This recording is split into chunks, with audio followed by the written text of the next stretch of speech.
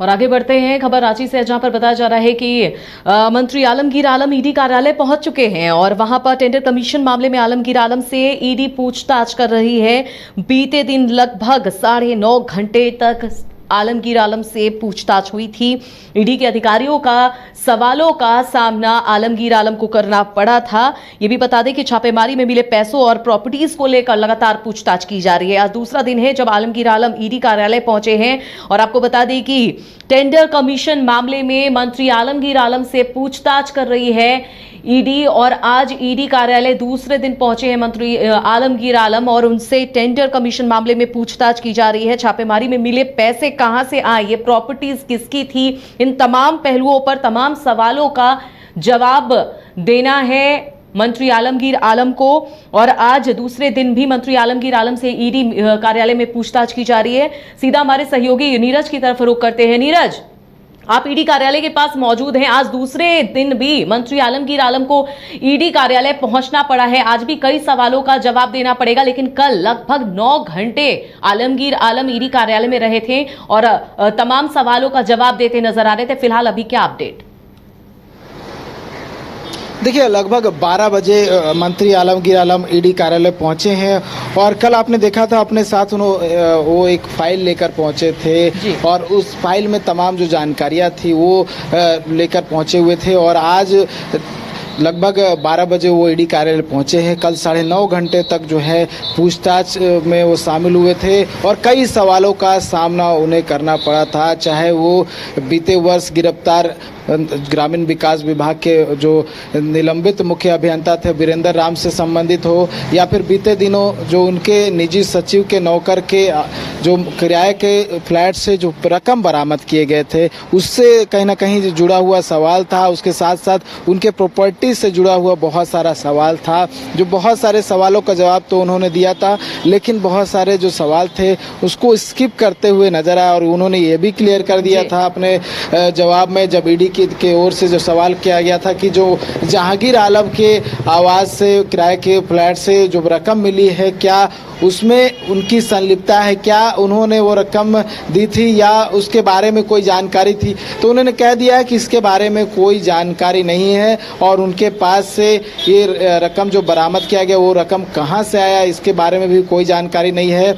और क्योंकि जहांगीर आलम ने ये बात कहा था ईडी अधिकारियों को कि उनके जो मंत्री आलमगीर आलम के निजी सचिव हैं संजीव लाल, उन्होंने पैसों को रखने के लिए दिया था, तो कहीं ना कहीं जो एंगल था वो जोड़कर देखा जा रहा था मंत्री आलमगीर आलम से। तो इसको लेकर भी सवाल किया गया कि संजीव लाल ने जो पैसे दिए हैं क्या आपने उन्हें रखने के लिए दिया था। तो उन्होंने इस बात से जो है नकारते हुए कहा है कि नहीं, इससे मतलब उनको जो है इस बात की जानकारी नहीं थी कि ये पैसे कहाँ से आए हैं और उनका इस पूरे मामले से कोई लेना देना नहीं है। साथ ही बहुत सारे और भी सवाल थे जो कहीं ना कहीं टेंडर कमीशन से जुड़ा हुआ मामला था, ये भी बातें जो है वो पूछी गई थी। क्या जो कमीशन का खेल चल रहा है झारखंड में उसमें आपका भी कोई रोल है। तो उन्होंने क्लियर कहा है, जो सूत्रों के हवाले से जो खबर मिल रही है, जो जानकारी निकल कर सामने आ रही है, उसमें उन्होंने अपनी जो है संलिप्तता की बात से जो है इनकार किया है। वो कहा है कि इससे उनका कोई लेना देना नहीं है। तो तमाम बातों का और जो है वो उन्होंने उल्लेख किया है और जो सवाल पूछे गए थे ईडी के अधिकारियों की ओर से बहुत सारे सवालों का जवाब दिए हैं। लेकिन जैसा कि आपने बताया कि 12 बजे आलमगीर आलम पहुंचे हैं ईडी कार्यालय, कल बहुत ज्यादा वो आश्वस्त दिख रहे थे, काफी कॉन्फिडेंट दिख रहे थे कि वो हर सवालों का जवाब जो है ईडी के तमाम सवालों का जवाब बेधड़क देंगे। लेकिन आज क्या वो मीडिया से मुखातिब हुए? अगर हुए तो क्या कुछ उनकी तरफ से कुछ रिएक्शन आया?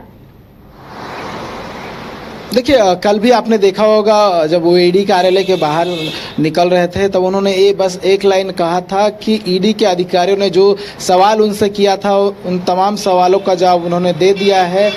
और आज फिर जब वो ईडी कार्यालय पहुंचे हैं तब भी हमने उनसे बात करने की कोशिश की कि क्या कुछ सवाल पूछे गए हैं, क्या प्रॉपर्टीज़ के और भी डिटेल्स मंगाया गया। तो उन्होंने कुछ भी नहीं कहा है, बस ये कहा है कि अंदर जा रहे हैं, जो सवाल होगा उसका जवाब देंगे। हालांकि देखने वाली बात होगी कि अंदर क्या कुछ सवाल पूछे जाते हैं, लेकिन इतना जरूर है कि बहुत सारे ऐसे मुश्किल सवाल होंगे जिसका जवाब मंत्री आलमगीर आलम को देना होगा, उन सवालों का सामना करना होगा। क्योंकि कल बहुत सारे जो सवालों का जवाब दिए थे उनसे जो ईडी के अधिकारी थे वो सहमत नहीं थे और संतुष्ट नहीं दिख रहे थे, और यही वजह था कि एक बार फिर से उन्हें ईडी कार्यालय बुलाया गया है। लेकिन और नीरज, आपने कहा कि तमाम सवालों से संतुष्ट नहीं थे ईडी के अधिकारी, जिस तरह से आलमगीर आलम ने जवाब दिया, जैसे आपको भी सूत्रों के हवालों से ये जानकारी मिल पा रही है अंदर खाने से, तो क्या लगता है कि आगे भी मंत्री आलमगीर आलम को, जिस तरह से भी 2 दिन हो गए आज को मिला के, कल या परसों फिर बुलाया जा सकता है, उन्हें फिर डेट मिल सकती है, ऐसा अनुमान?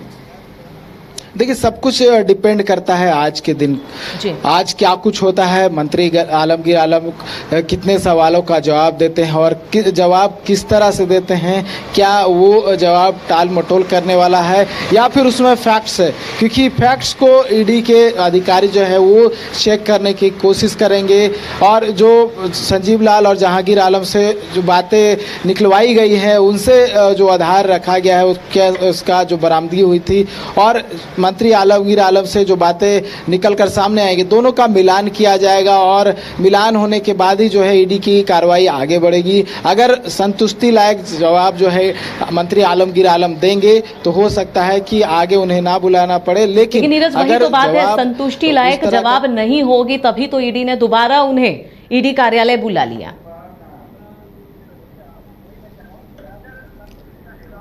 लायक जवाब नहीं होता है और तमाम जो फैक्ट्स और जो एविडेंस है वो अगर मंत्री आलमगीर आलम के खिलाफ जाता है तो मुश्किलें उनकी बढ़ सकती हैं, क्योंकि इससे पहले भी बहुत सारे मामलों को अगर हम देखें, पीछे जाएं, जैसे पूजा सिंघल का मामला हो, जब पूजा सिंघल का मामला चल रहा था मनरेगा घोटाले से संबंधित, मनी लॉन्ड्रिंग से संबंधित, तब उनके पीए थे सुमन कुमार, उनके ठिकानों पर लगभग 19 करोड़ 76 लाख रुपये निलंबित आईएएस जो पूजा सिंघल है उन्हें समन भेजा गया था, समन भेजकर पूछताछ की गई थी और पूछताछ के बाद गिरफ्तार कर लिया। तो ठीक उसके बाद 1 साल बाद अगर हम निकले तो छवि रंजन यानी जमीन घोटाले मामले में छवि रंजन को भी ईडी ने बुलाया था, उनसे भी पूछताछ हुई थी एक दिन, फिर दूसरे दिन बुलाया गया था, दूसरे दिन भी जो है इसी तरह के सवाल किए गए थे, सवालों का सही जवाब नहीं मिला था, जो ईडी के अधिकारी थे वो संतुष्ट नहीं दिखे थे, बाद में उन्हें भी गिरफ्तार कर लिए थे क्योंकि एविडेंस बहुत था सारा थे। तो हो सकता है कि इस केस में भी अगर इस तरह का एंगल जुड़ता है, एंगल बनता है, तो आगे मुश्किलें भी जो है बढ़ सकती है। लेकिन सब कुछ डिपेंड करेगा कि वो किस तरह का जवाब देते हैं और उनके पास क्या कुछ एविडेंस है, क्या वो अपने पक्ष में उस तरह की बातों को रख पाते हैं। और जो कैश का बात निकलकर सामने आ रहा है, लगभग 37 करोड़ रुपए ईडी ने बरामद किए हैं छापेमारी में, उससे क्या कुछ लेना देना है और जो नाम निकलकर सामने आ रहा है उनका, उसमें उनकी संलिप्तता है या नहीं, ये जब सवालों का जवाब देंगे। फिलहाल फिर एक बार आपसे जुड़ेंगे। तमाम जानकारी के लिए बहुत बहुत शुक्रिया नीरज आपका। तो आपको एक बार फिर से दर्शकों को बता दें कि टेंडर कमीशन मामले में आलमगीर आलम से ईडी की पूछताछ चल रही है। ये दूसरा दिन है जब ईडी पूछताछ कर रही है मंत्री आलमगीर आलम से। आपको यह भी बता दें कि 6 और 7 मई को ईडी ने टेंडर कमीशन मामले में छापेमारी की थी और छापेमारी के बाद बताया जा रहा है कि इसमें लगभग 37 करोड़ रुपए मिले थे। छापेमारी के बाद मंत्री के निजी जो सचिव हैं और उनके नौकर को गिरफ्तार किया गया था। छापेमारी में मिले पैसे और प्रॉपर्टीज को लेकर यह पूछताछ चल रही है। मंत्री आलमगीर आलम आज दूसरे दिन ईडी कार्यालय पहुंचे हैं, जहां पर ईडी के सवालों का जवाब देते दिख रहे हैं।